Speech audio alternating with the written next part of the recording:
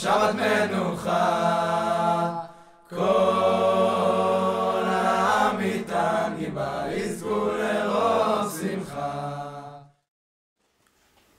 I want to share some thoughts about a strange, if not troubling phenomena that occurs in all of the first parshiot of the book of Shemot.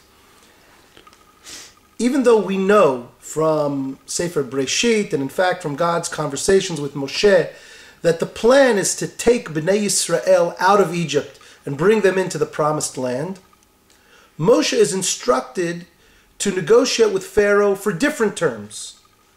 Ne'elchana shloshet yamim bamidbar v'nizbacha l'Hashem. God tells Moshe, ask for a leave of 3 days to go into the desert and worship God there. And the presumption being that after the day of worship in the desert takes place, Bnei Yisrael will return back to Egypt and continue their work as slaves.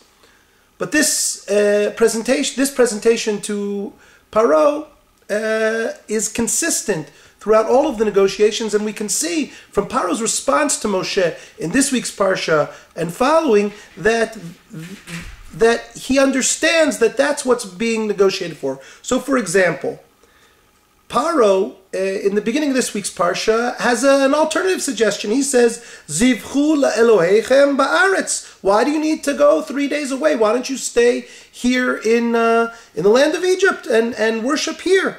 And then later on, when Paro wonders about this event, he says, Mi v'mi aholchim, who is going? Surely if Paro thought that the whole people was leaving Egypt and leaving slavery for the promised land, he wouldn't ask who's going. Of course, everyone's going. And then in Parashat Bishalach, we read this very strange sentence. Mazot asinu. Pharaoh's servants and he say, what have we done? Ki shalachnu et Yisrael me'ovdeinu. We sent Israel from slavery. Didn't they know? Didn't Paro go when he said, Moshe, get out of here? Didn't he know that Bnei Israel was leaving and going to Eretz Canaan? And the answer seems to be that no, Paro was still under the false presumption, perhaps, that they were just going into the desert to worship and return. It's a very, very strange negotiation, given that we know already that the end goal is something very different than just 1 day of worship. And the Mefarshim struggle with this and explain it in different ways. I want to share with you one suggestion as to why the negotiation with Paro is presented as a request for a day of worship. Perhaps there are two sides to slavery. One side is the physical side, the fact that the master owns the slave's body. But the other possible understanding of slavery that doesn't contradict, but perhaps goes together with the owning of the body, is the owning of the time. The slave is not an owner, has no say in what he or she does with his or her time.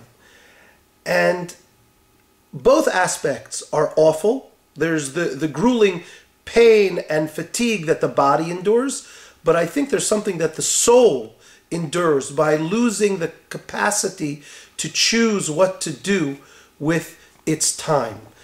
There's no time for contemplation, for meditation, for trying to achieve something transcendent, to connect with one's creator, to think about what's right and wrong. And maybe the Torah is telling us that aspect, that inability for the slave to make a connection with that which is transcendent, to not have a day of avodah, of worship of the Creator, is just as terrible an aspect, perhaps, as the material bodily slavery. And so the negotiation with Paro is about, can Bnei Yisrael have 1 day? Can they have a day where they can choose what to do with their time and choose to do the most exalted, elevated of things with their time, Avodat Hashem? I want to conclude with suggesting that this understanding of what's going on here may explain another interesting phenomenon. We refer to Shabbat both as Zecher L'Maaseh Breshit, a recollection of the creation of the world, which is very simple to understand. God worked for 6 days and rested on the seventh, so too we rest on the seventh day. But Shabbat is also referred to as Zecher L'Yetziat Mitzrayim. It's a recollection of the exodus from Egypt.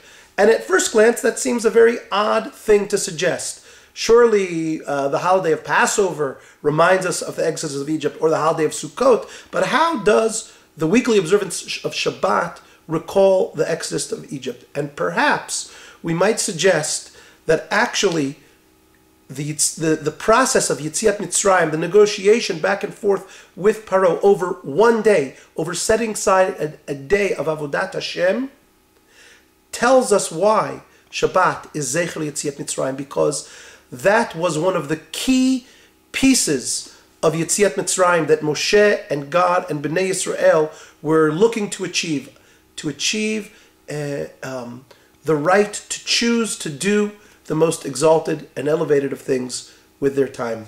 Shabbat Shalom. יוצאנו לרווחה,